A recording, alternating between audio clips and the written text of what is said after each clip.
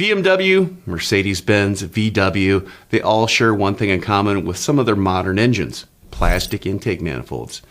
This poses a particular challenge to sealing the intake manifold to the cylinder head. This is why knowing how to install gaskets for an intake manifold are critical, and here are some tips.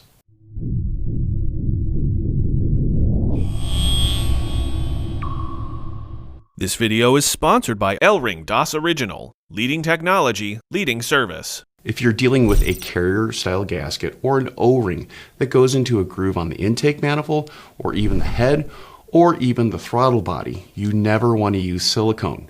This will never ever improve the seal. Keep in mind, with a plastic intake manifold, you're dealing with two materials like, let's say, a throttle body or even the head of the vehicle. They expand at different rates. These gaskets are designed to take up that different expansion rate. In other words, they can move back and forth as the head or even the intake manifold moves. This permits the seal to last a very long time and over many thousands of heat cycles. Often on an intake manifold, it's one of the seals between the runner and the cylinder head that's leaking. You may be tempted just to replace those gaskets, but it's a false economy. Because if you do not service the intake manifold properly, in other words, using all of the gaskets that are in the kit, you could be setting yourself up for a comeback. For example, this tiny gasket, it's for the EGR valve. If this isn't replaced, down the road, well, it could be leaking in 5 or 10,000 miles. Also, other gaskets around the actuators for the variable length runner systems, you need to replace those because commonly those fail before the intake manifold gasket. And if you catch it now, well, you're going to save the customer a lot of hassle. It might be easy to find the leak on the intake manifold, but it is critical that you diagnose the engine to find out why that gasket started to leak. Sure, wear and tear over time in high mileage vehicles, the gaskets start to leak. But if it's a premature failure, you need to diagnose that. This involves using a scan tool or other tools in your shop to find out if there's any codes on the vehicle. For instance, a history of misfires or other issues with the engine that could cause detonation or pre-ignition. Those need to be solved first.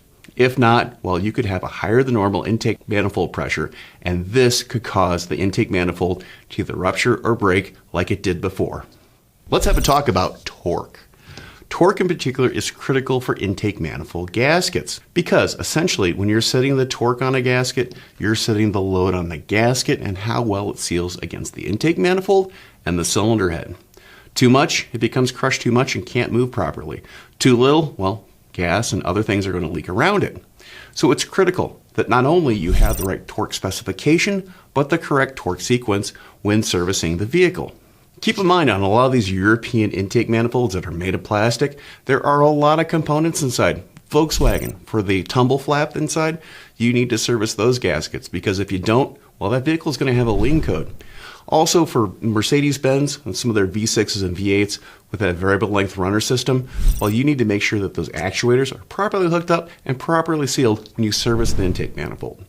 So just make sure you're covering all your bases when you're replacing an intake manifold, and that way you're not going to have a comeback. I'm Andrew Markell. Thank you very much.